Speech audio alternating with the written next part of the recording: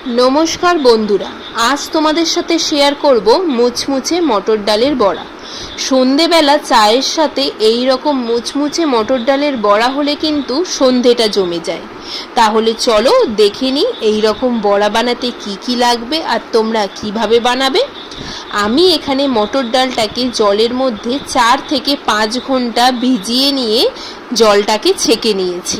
আর দেখো মটর ডালগুলো আমার ভালো করে ভিজে গেছে।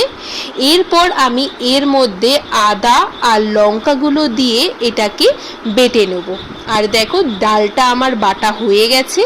এরপর এর মধ্যে আমরা 1 চামচ চিনি দিয়ে দেবো, পরিমাণ মতো নুন দেব, এরপর অল্প পরিমাণ চাট মশলা দিয়ে দেবো, অল্প পরিমাণ জিরে গুঁড়ো দিয়ে দেবো আর অল্প পরিমাণ কাশ্মীরি লঙ্কা গুঁড়ো দিয়ে দেবো, বড়াগুলো যাতে লাল লাল দেখতে হয়। এর ওপর অল্প পরিমাণ চালের গুঁড়ো ছড়িয়ে দেবো আর তারপর এটাকে ভালো করে সব মশলার সাথে মিশিয়ে মেখে নেব। দেখো এটা আমার মাখা হয়ে গেছে। এবার এটাকে আমরা ভেজে নেব। তার জন্য আমি কড়াইতে তেল গরম করে নিয়েছি। এরপর এক এক করে আমরা বড়ার মতো শেপ করে ওপর থেকে এটাকে দিয়ে দেবো ভাজার জন্য। এবার তোমরা এটা যেরকম খাবে সেই রকম শেপ করো। আমি এখানে একটু বড় বড় গোল গোল করে দিয়েছি, তোমরা চাইলে ছোট ছোট করেও করতে পারো।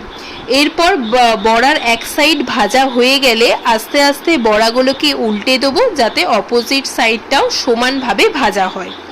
এই বড়াগুলো কিন্তু তোমরা গরম গরম ভাত কিংবা তরকারি বানিয়েও খেতে পারো, যা দিলে 1 থালা ভাত কিন্তু নিমেষে শেষ হয়ে যাবে।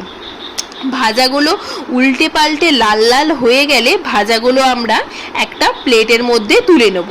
তারপর আবার তেলের মধ্যে অল্প অল্প করে দিয়ে দেবো ভাজার জন্য।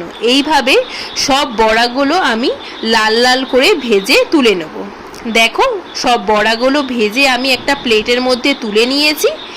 এরপর ভিডিওটা ভালো লাগলে তোমরা ভিডিওটা কিন্তু লাইক করো, কমেন্ট করো, শেয়ার করো আর চ্যানেলটাকে কিন্তু অবশ্যই সাবস্ক্রাইব করো এরকম নতুন নতুন ভিডিও পাওয়ার জন্য। তাহলে বন্ধুরা আজকের মতো টাটা, দেখা হচ্ছে আমাদের নেক্সট ভিডিওতে।